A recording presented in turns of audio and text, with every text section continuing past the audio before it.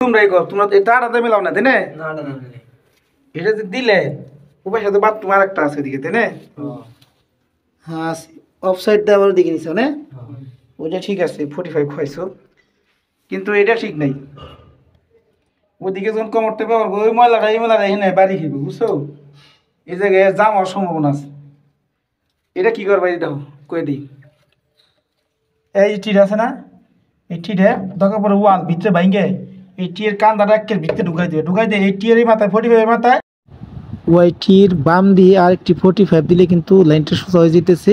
যেহেতু পিছে আরেকটা টয়লেট আছে, ওই টয়লেটের ময়লার লাইনটা এটার সাথে সংযোগ হবে। আর সোজা বরাবর আরেকটি লং ট্রাপ দিয়ে কিন্তু এই বাথরুমের টয়লেটের লাইনটা দিয়ে দিতে পারবে। তাতে যার যার লেন আলাদা থাকবে, এই লাইনটার জাম হওয়ার সম্ভাবনা খুবই কম থাকবে এবং কিন্তু ফিটিংসও কিন্তু খুব কম খাবে। এভাবে লাইনই করলে সহজে কিন্তু লাইন জাম হবে না।